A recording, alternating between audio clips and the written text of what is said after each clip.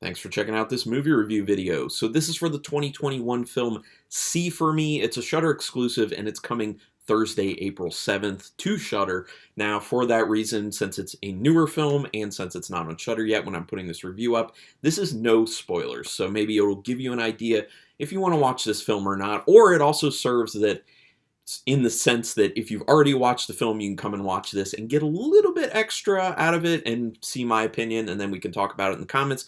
Which, by the way, if you are going to leave a comment, go ahead and do spoilers. We can talk spoilers in the comments. Just want to let people know. Also, while I'm on that topic, I rarely do this. I rarely ask for people to subscribe at the beginning of a beginning of a video, but maybe I should start doing that. Please subscribe if you like any videos I do, this one or any other ones. It is quick, painless, costs you no money, and I really do appreciate it. It really keeps me motivated to keep doing these videos. And also hit the notification bell button because then you'll know when I'm putting up new videos, which is about 4 a week. Anyway, done with that. See For Me is directed by Randall Okita, who also did films The Lockpicker, No Contract, and The View in Passing. Written by Adam Yorke and Tommy Gushue, who don't have any other writing credits on IMDb at this point, or at least not for feature-length films.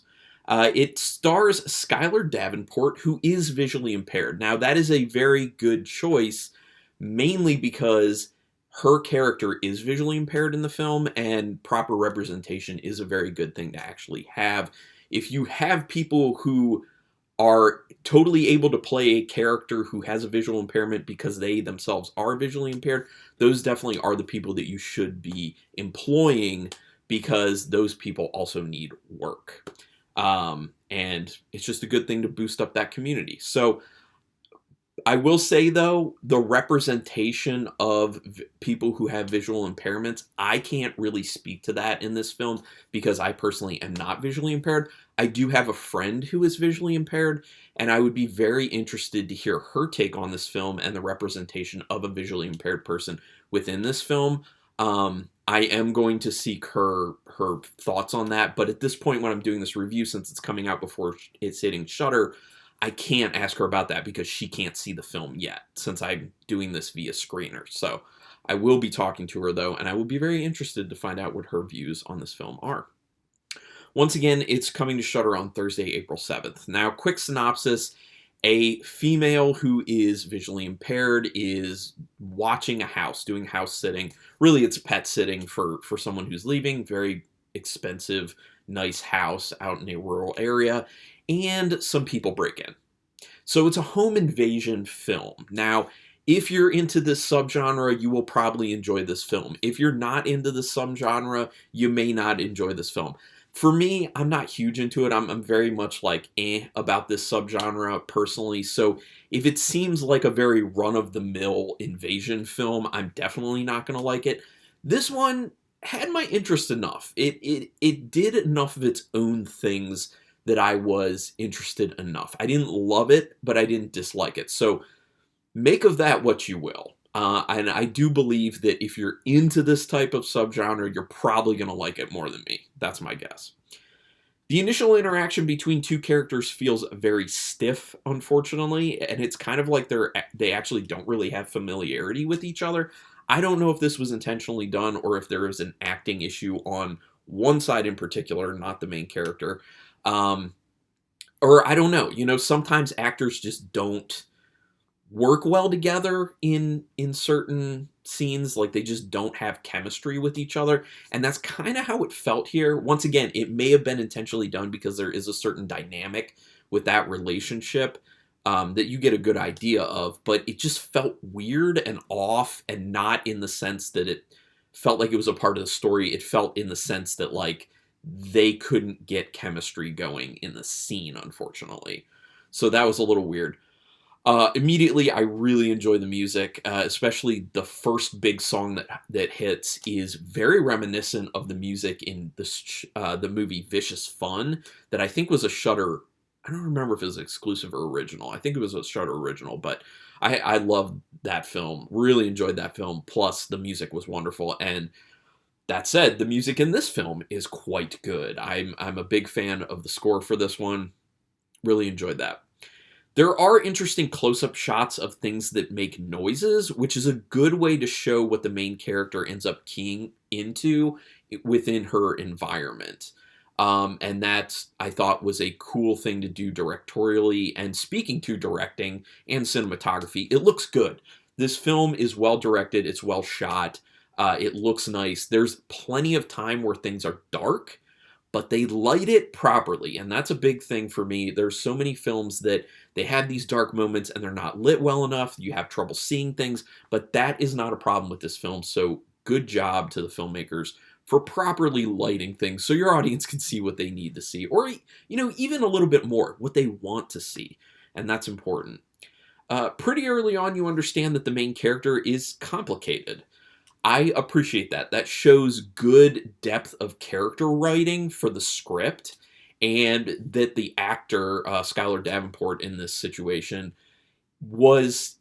had a good grasp of the actual character and was able to make that character rich as well. So through the screenwriting and through the acting, they feel like a dynamic character. They feel complicated, which is a great thing. I don't like films that have characters that are super straightforward. They're like, this person's bad, this person's good, everything they do is good, everything they do is bad. I hate that type of stuff. The complicated aspect, it seems more realistic. It is more realistic because everyone has their good and bad moments, and I appreciate that about the writing and acting with this. They do a pretty good job portraying chaotic and intense situations through camera work and through music. Those two things kind of coming together. I mean, obviously the acting as well is quite good within this film, and that covers almost everyone, just about everyone. But between the acting, the directing, the music, those tense films feel right. Tense moments feel right. Those chaotic moments feel right. And as an audience member, you do feel immersed in it because of how those things all come together. So pretty well crafted, in my opinion. About 45 minutes into the film, there's a twist that I did not see coming, but it does make sense because they actually laid the tracks for the twist. So once it happens, there's something you'll kind of think back to earlier in the film and be like, oh, okay, like this wasn't totally out of nowhere. Like they had a hint coming into it. So they did the work for it to not feel like an outlandish twist, and I appreciate that. It does seem to rehash some things and stagnate a bit, so the pacing is not the best, but, this is a big but, I kind of feel like there's some of this that's a part of the nature of this subgenre of horror invasion films. Like, there are these kind of like pacing issues that are inherent in that subgenre, which may be part of the reason I'm not huge on them. And also just because, I don't know, sometimes you got to take your time with these types of things to make it feel a little more realistic, to actually have time pass with the events that are going on. So some pacing issues, stagnates a bit, rehashing a little bit. I do think they could have cut that down some, but it's not a huge problem, is what I'm trying to get at here. Pretty minor. There's a callback to something a character was doing earlier that gets applied that is kind of ridiculous for me. And I think this may just be my perception of it, but I'm going to be interested to see what other people have to say about this in particular. I know what I just read is kind of vague, but that's very intentional. I don't want to spoil anything about the film, but just remember, there's something that a character is doing earlier in the film that then applies in a similar but different way later in the film. And once it happened, like, I thought back to their earlier activity and I was like, I kind of rolled my eyes. I was kind of like, this is ridiculous. But then I also thought about it more and I'm like, I think this might just be me, because when I really, really, really dig into it, it doesn't seem like a bad idea. It's just the concept's kind of ridiculous. I don't know. I'm conflicted on that one. There's a familiar face that ends up showing up in this film, and I'm not going to say who it is, but it's a familiar face to me at least, and I'm not going to cite where they're from because I don't want to, tip anyone off too much, because I love that moment when you're watching a film and a familiar face pops up that you were not expecting. So don't look at the IMDb and see if you can pick out this person. I think a lot of people will recognize this individual, so it was cool to see them pop up in this film. Another solid twist at the end. Not great, but solid. I didn't see that twist coming, just like the other twist that was about 45 minutes in. So I like that. I like that I was thrown for a loop. But, you know, even in those moments where I do end up guessing what the twists are, as long as they're well done, I'm totally good with it. And in this instance, I mean, I didn't see them coming, and they were pretty well done. So I'm down with it. There is a nice relationship that develops between two characters in this film that I personally enjoyed. And that once again goes back to the writing and the acting and how they were able to create richer characters than a lot of films that you end up seeing that are of the lower budget nature. So I do appreciate that. So that was one of the big pluses. There's a theme of the view from others towards those with disabilities that they are more disabled than they really are. That is one of the themes at play here. Now, once again, I am not visually impaired, so I can't speak to, you know, what that means on a personal level for anyone who is visually impaired. But yeah, it just kind of like sets you up with this. The world looks at people who have disabilities and tend to overestimate their level of disability. And sometimes that ends up turning into, you know, affecting that person's mindset and making them also think that there are certain things that they can't overcome that they can overcome.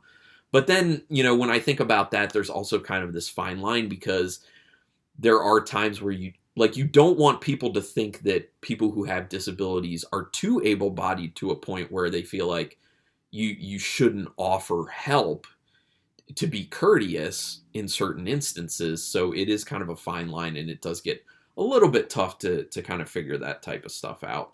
So in the end, where I land on that on a personal level is ask. You know, it never hurts to ask someone. I would hope that someone wouldn't be too sensitive about that if they know that it's, you know, good-natured, that you're asking because you want to be able to gauge if someone wants you to help them with something or if someone does not want you to help them with something. So just saying. There's also a theme in this of struggling with challenges in life and how you're ultimately going to let them defeat you, or you're going to overcome those. This is, you know, that's in a lot of films, you know, not just horror films. That type of theme comes up. So nothing too new, but it's definitely in there. So I am very interested to see what other people think about this film. Go ahead and put it down in the comments. Like I said, you can do spoilers. I already asked for people to subscribe and all that, so I'm not going to do that. So I just need to tell you what my overall rating is. Out of 3 stars with half stars in play, I'm going to go 3 stars. A very solid 3 stars. Thought about 3.5, but I don't think for me personally it's quite there. But once again, I want to hear from everyone else. What were your thoughts? Did you love it, hate it, in between? Any insight that I didn't throw out there that you think I should know about?